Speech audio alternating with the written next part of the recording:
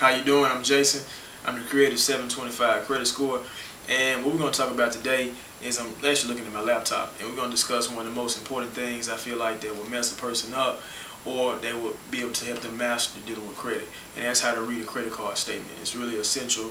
A lot of people have a hard time understanding some of these key terms.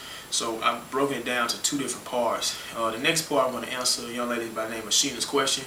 But on this one, I just want to introduce the best ways to be able to pay your credit card bills and to introduce some of the key terms on them. If you can see, paying your credit card bill might be one of the, it really seems like it's something really simple, but people have the hardest time doing it, paying it on time for whatever reason. And I think it has to do with a lot of understanding the whole system and what's the best way to be able to get your bill paid on time. And you got four ways that you can pay your bill. You can pay your bill in the mail, you can pay your bill over the phone, you can pay your bill on the internet, and you can pay your bill in person at a local branch. The first one I defined was in person.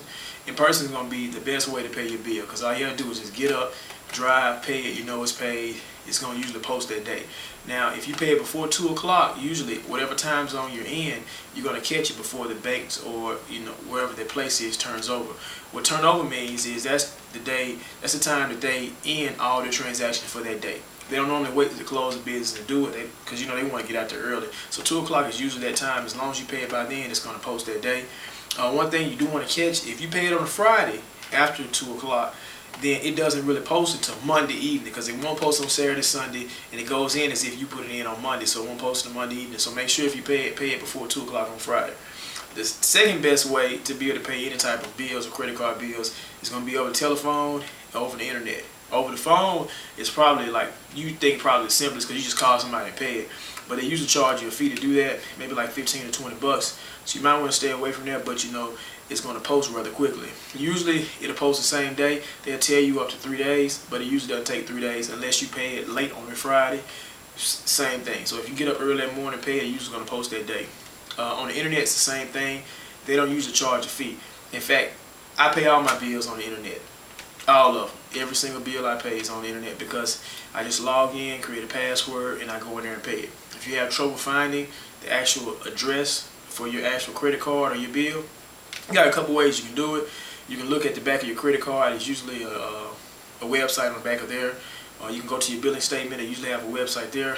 Or if you have neither of that, what you want to do is you just want to Google it, or Yahoo, an engine search. I just type in the name of the credit card and log in, and usually that's a simple way to be able to pull up the website to the account of credit card that you're going to pay.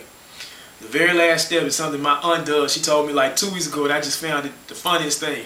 Paying by mail. It's the old-fashioned way. Please stay away from there unless you have to. That'll mess you up really bad, because if you're young, sometimes you're paying your first bill, you wait till the last day to pay it. Guess what? Think about a week late, because it's going to take 2 or 3 days before it gets there. Then they still have to process it, so it still takes time for that too. Then it has to post. So you can send it in, and it takes a whole week. It's not really worth it. You only do that in the case of emergency, and make sure you give yourself like 14 days before you do it. They're going to say a minimum of 5 business days, but you want to give yourself like 14 days to make sure you pay it if you pay it by mail. Then you have to go through the house of writing the check and getting the money order. It's not really worth it. And you can't, and they won't accept cash. Don't send cash, because the people, they're going to sit there and just take their money and put it in their pocket. So don't do that. Another thing I'm going to do is I'm going to look at my laptop and go over some terms that I went ahead and defined on this page, because remember, this is part 1 of this.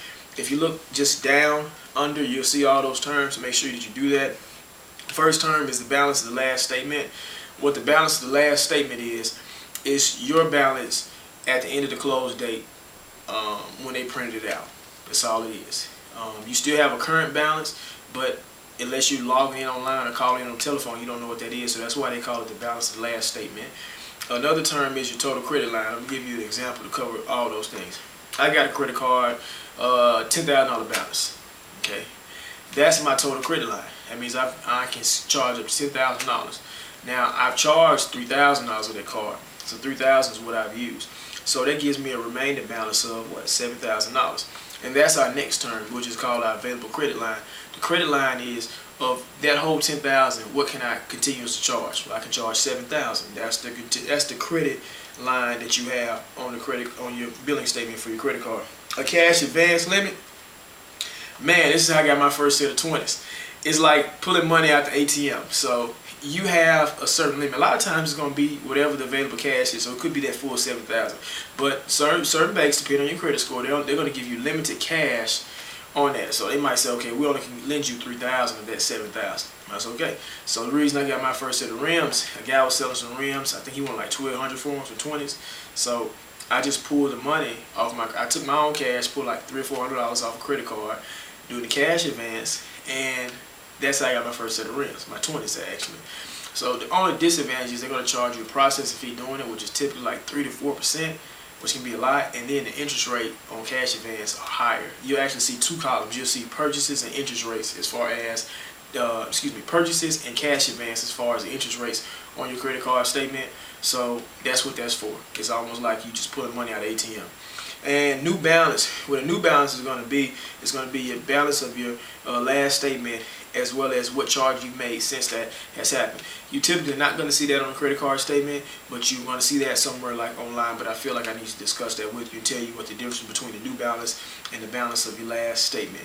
And the closing date is going to be the last day. It works just like a cell phone bill. Your minutes start over. Well, this is going to be the last day that your bill is going to show up for that specific statement. If you make anything after that statement, it still counts. It just won't count on your billing statement when they start to charge you interest rates, and they determine what your minimum payment is going to be and what your payoff is at that point. So that's what the statement close date is. If you have any questions on terms I didn't cover, you got two ways to reach me. You can just create your YouTube account, submit me a video at youtube.com/725 credit score. Send me a video that way, or you can just email me, Uncle Jason, at 725creditscore.com. Thank you. Don't forget, look at the next video. We'll answer Sheena's question, and it's going to go over some more terms that are actually important for you in reading the credit card statement. Thank you for watching this real long video. I appreciate it. I know it's like 3 or 4 minutes long, but it's very important. You need to rewind it and play it again. Give yourself a quiz on some of these terms and look at somebody's credit card statement and see. Ask your parents or your sister or your cousin, look at theirs and see if you see those same terms, and try to learn those terms before you actually get your first credit card. Thanks.